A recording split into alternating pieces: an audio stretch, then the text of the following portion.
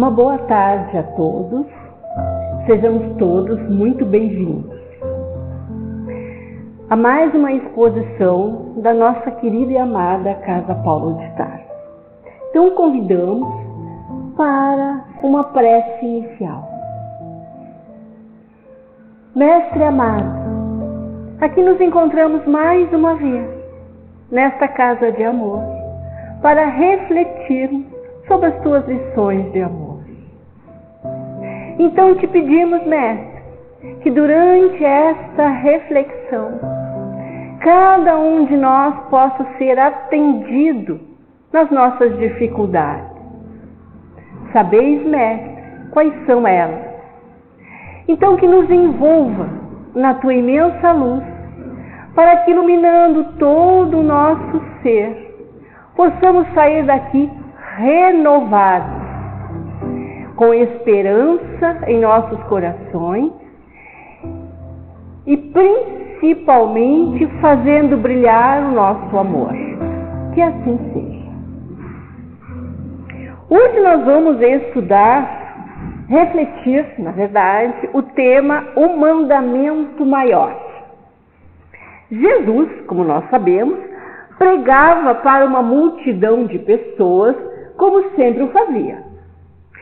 Entre os que o ouviam, não havia somente gente simples, não havia somente pescadores, mas também pastores e pessoas do povo.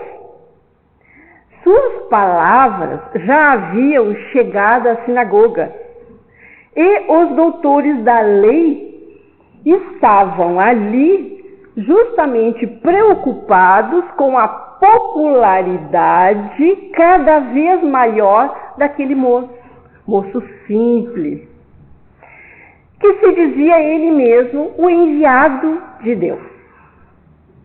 Por esta razão, os doutores da lei e os sacerdotes também faziam questão de ouvi-lo, analisar o que ele falava e principalmente fazer perguntas.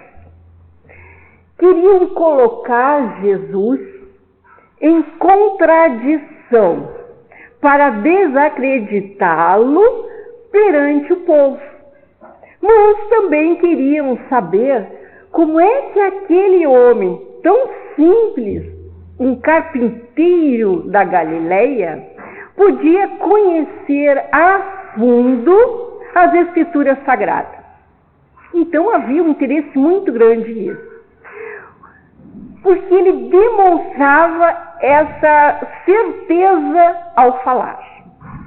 Assim, nesse dia, então, que foram até ele, enquanto Jesus falava sobre a necessidade de fazer a caridade para a conquista do reino dos céus, um doutor da lei adiantou-se, foi até ele e perguntou: Mestre, o que é preciso que eu faça para possuir a vida eterna?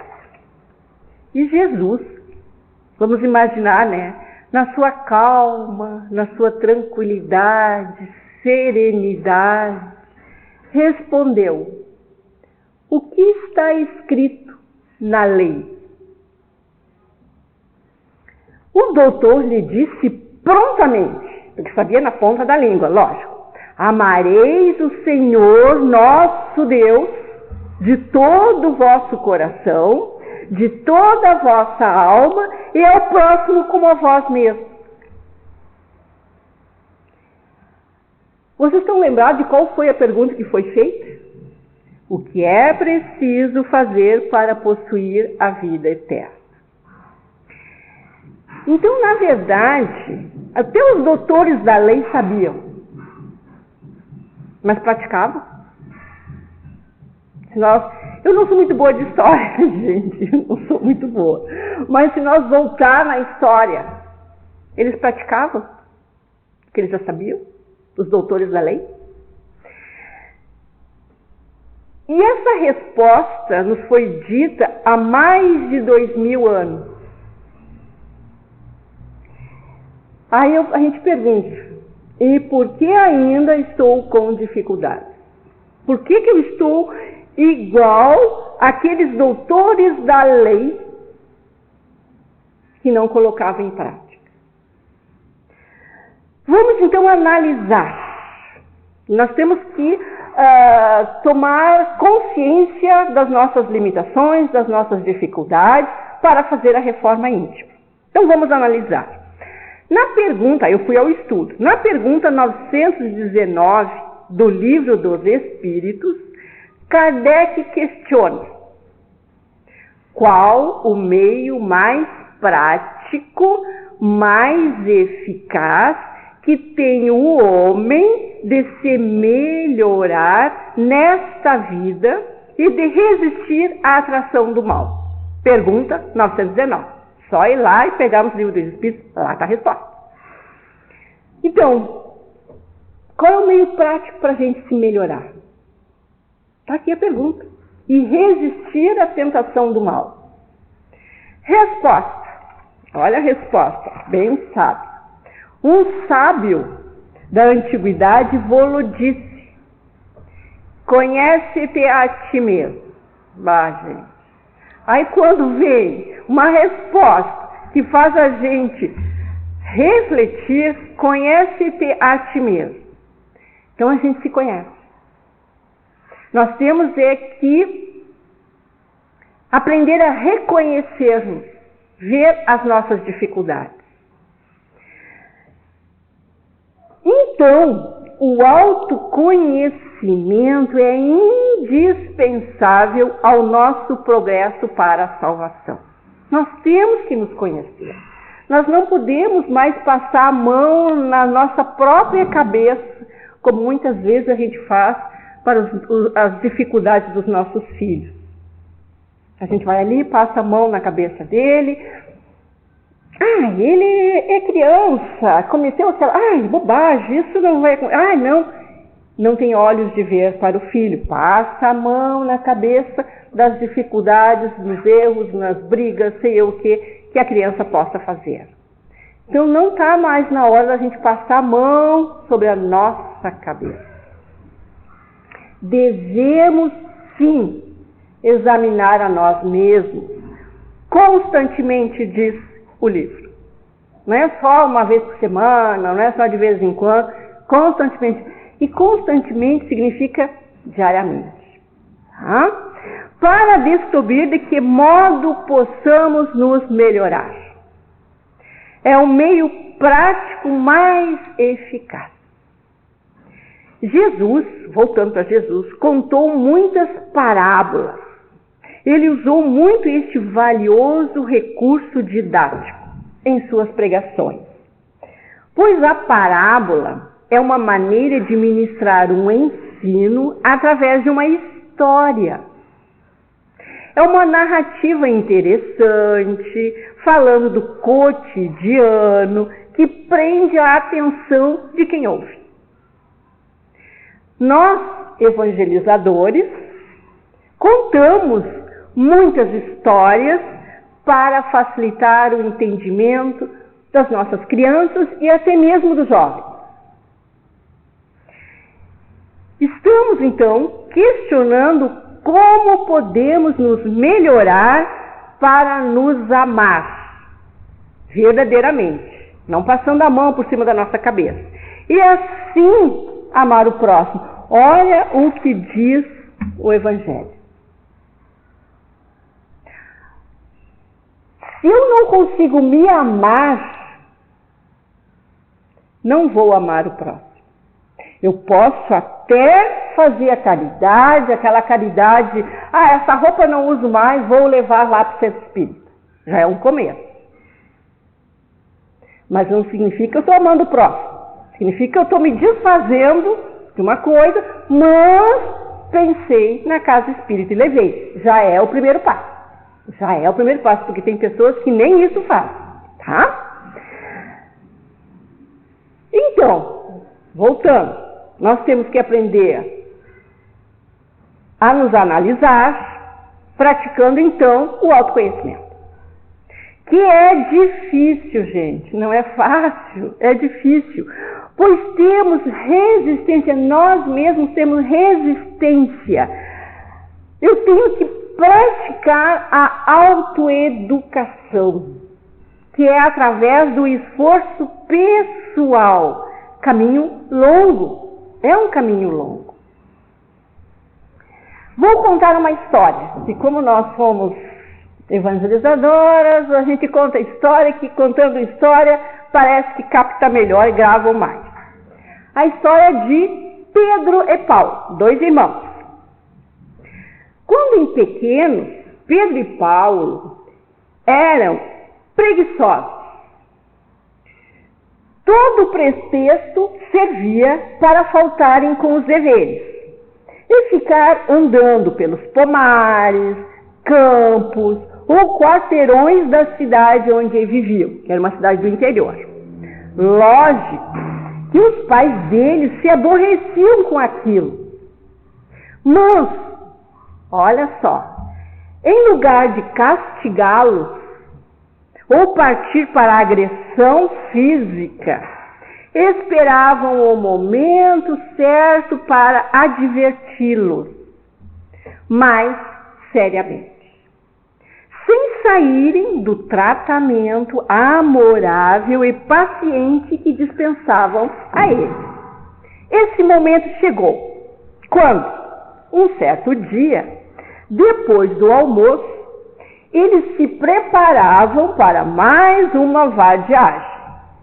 A mãe dirigiu-se a Paulo em tom de voz habitual e disse: Paulo, meu filho, será que você poderia me fazer um favor?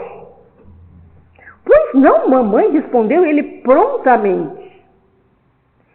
Aí mamãe falou: eu gostaria que você fosse até aquele terreno baldio e viesse me contar o que existe ali. Poxa, o terreno ficava bem perto da casa deles. Portanto, é lógico que eles conheciam muito bem aquele terreno. Tanto é que servia muitas vezes de constantes lazeres deles. Gostavam de estar lá, nesse terreno. E aí ele foi até lá e voltou o mais rápido possível, porque ele já conhecia o terreno, e disse: mamãe, ali só existe lixo e porcaria. Metais enferrujados, papéis, vidros, arames, garrafas, nada que se aproveite. Como se não tivesse ouvido a última observação do filho, a mãe perguntou: mas não haverá uma serventia para aquelas coisas? E ele respondeu prontamente: ah, mamãe, está claro que não. A mãe, voltando para Pedro, outro filho, e pediu: agora você, Pedro, vá até o portão do jardim e venha me contar o que existe nos outros terrenos. Aquilo, lógico, também era claro, mas mesmo assim obedeceu a mãe, foi correndo até o portão e voltou logo, dizendo: nos outros terrenos há casas, pomares e jardins. Que coisa! Disse mamãe pensativa. Por que será que se acumularam tantas coisas inúteis no terreno baldio? Paulo e Pedro, triunfantes, responderam quase que ao mesmo tempo: ora, mamãe, porque ele está vazio.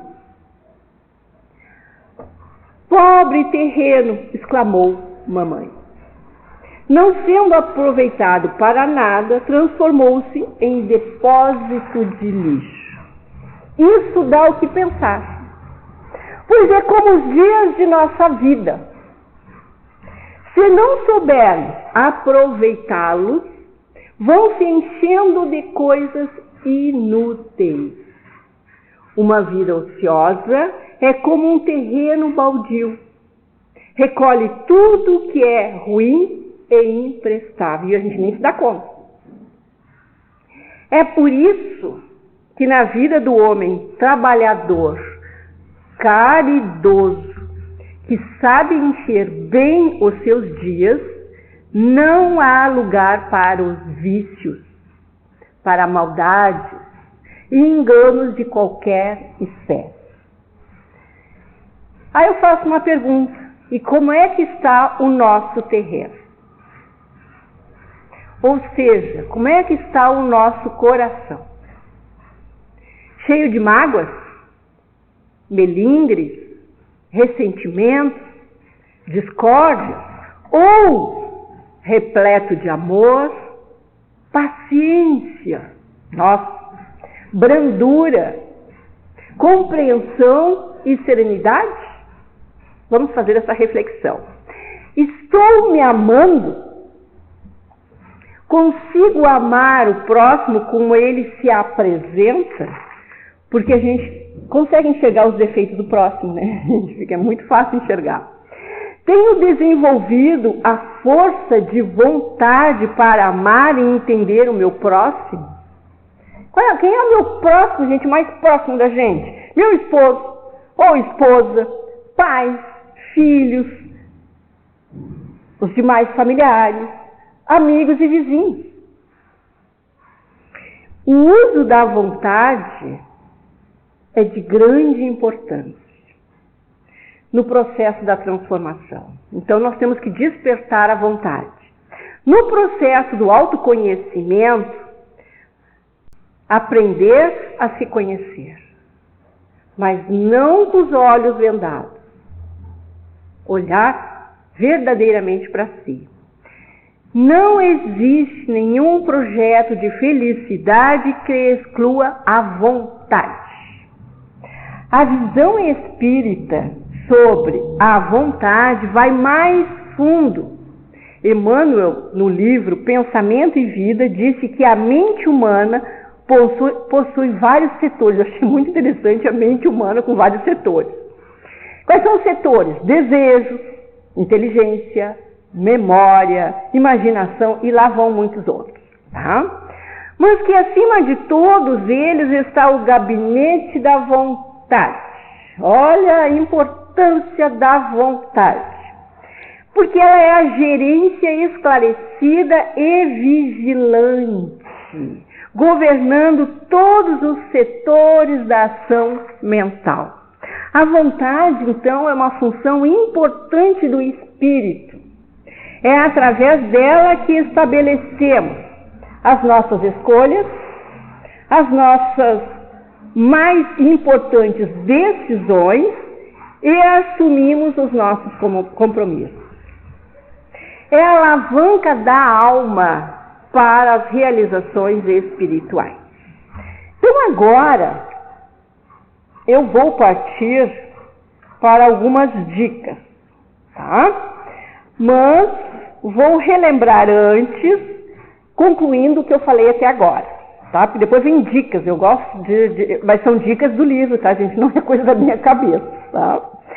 O mandamento maior, qual é?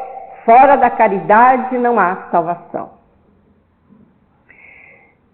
Caridade e humildade, tal a senda única da salvação. Egoísmo e orgulho, tal a da perdição. Diz: amarás a Deus de toda a tua alma e a teu próximo como a ti mesmo. Toda a lei e os profetas se acham contidos nesses dois mandamentos. Então Jesus deixou tudo prontinho para nós. Então vou dar as dicas. Essas dicas não são minhas, tá? São do livro. Educar os pensamentos. Então a partir de hoje vou educar meus pensamentos. E para isso eu tenho que me observar. Eu tenho que ver como penso. O que eu estou pensando? Porque os pensamentos, antigamente eu dizia que o pensamento era só meu. Ninguém mais fica sabendo, é só meu. Quando eu entrei na doutrina espírita, gente, como eu vi que eu estava errado. Porque os pensamentos são sementes que passamos a semear no campo das mentes. O que eu estou pensando é que eu estou atraindo. Eles têm o poder de curar, como de adoecer. Vou dar um exemplo bem simples. Eu tomando uma vacina, já ouvi gente dizer assim, não funcionou para nada. Aí é que está o meu pensamento. Se eu tomar uma vacina dizendo que ela não vai funcionar, olha o poder que eu tenho. É que a gente não tem ainda o entendimento que o poder da nossa mente. Tá? Educar a fala. Observemos o que falamos. Pois onde falamos existe alguém ouvindo. Principalmente espíritos. A gente não sabe a quantidade que a gente atrai. E eles estão nos ouvindo quando a gente fala. Tá?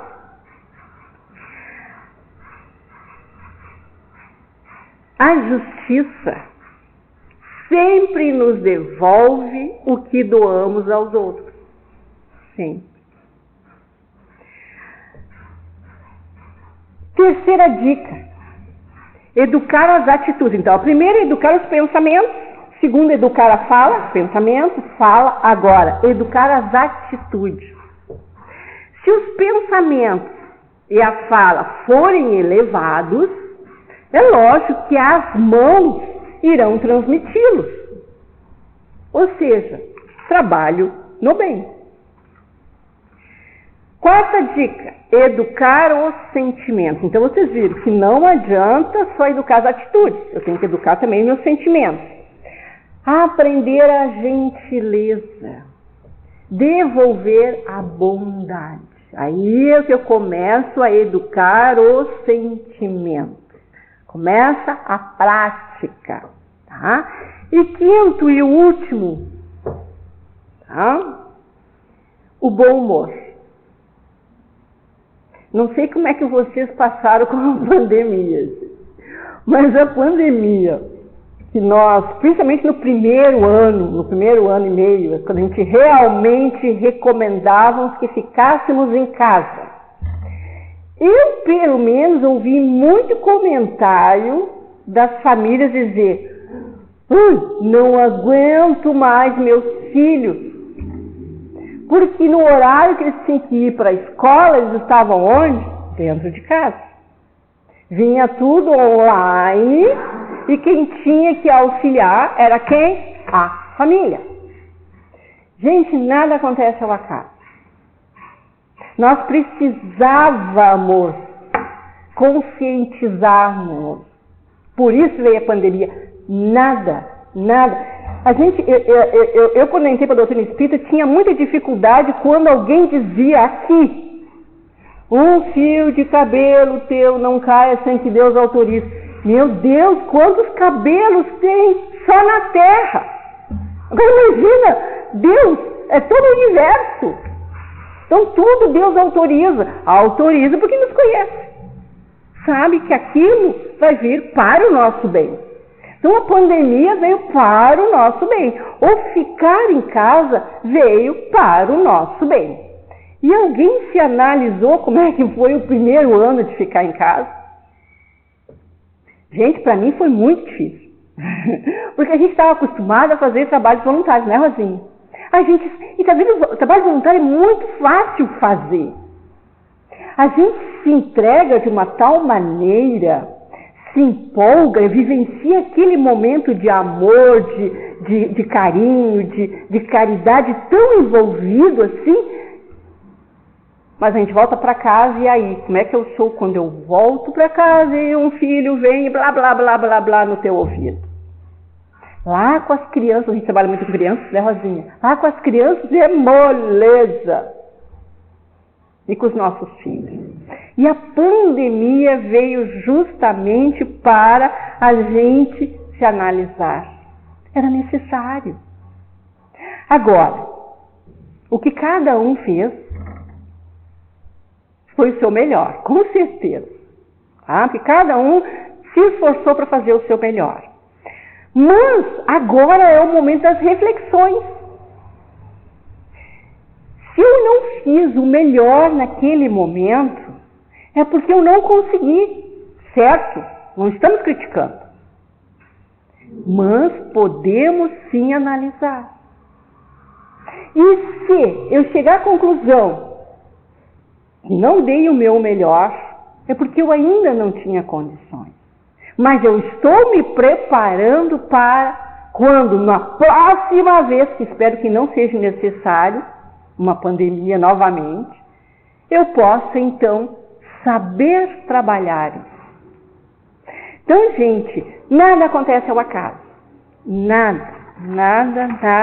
E a gente, quando toma consciência disso, a gente só tem gratidão a Deus, né? Eu estou tentando lembrar aqui como é que é o título da minha exposição, o mandamento maior. Porque eu gostaria de saber se vocês já sabem qual é o mandamento maior. Depois de tudo isso que eu falei. Qual é o mandamento maior? Não é para responder, gente, é para pensar, tá? O mandamento maior é: fora da caridade não há salvação. Eu não tirei da minha cabeça, tá? Eu tirei do livro, tá? Então, caridade e humildade, tal a senda única da salvação. No momento que eu conseguir tomar consciência da importância da caridade e trabalhar a humildade, é natural que eu vou me modificar. E só quem vai observar é que está em volta de mim. Tá? Porque eu ainda estou naquele momento de mudança. Agora, o egoísmo e o orgulho, tal a perdição. Então, temos que trabalhar o egoísmo e o orgulho. Amarás a Deus de toda a tua alma e a teu próximo como a ti mesmo. Essa é a lei. Então, toda a lei e os profetas se acham contidos nesses dois mandamentos. Amarás a Deus de toda a tua alma e ao teu próximo como a ti mesmo. Bom, agora já concluindo já a nossa exposição de hoje, que era o mandamento maior, eu sempre gosto de concluir com uma mensagem do Chico Xavier que me marca muito, muito mesmo. Diz assim, ó, eu acho que vocês já vão ouvir sempre, quando vocês chegarem aqui, me verem aqui, dizem assim, já sei como é que a Rosa vai concluir. Já sabe mesmo, porque eu sempre vou concluir com esse papelzinho aqui.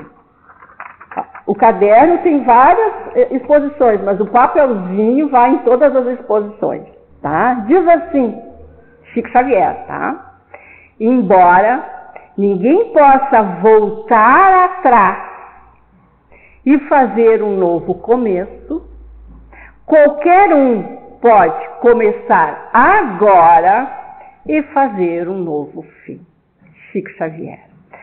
Se de tudo aquilo que falamos aqui eu ainda não consigo colocar em prática, eu posso começar agora. Isso que é importante. Nós temos muito tempo ainda pela frente. Nós somos imortais. É que a gente às vezes observa a vida como uma vida terrena. Não, nós somos imortais. Então agora, quem faz a palestra, a prece hoje? Então tá, nós vamos passar para as preces. Agradecemos imensamente vocês estarem aqui e principalmente serem o estímulo para eu fazer a exposição. Obrigada a todos.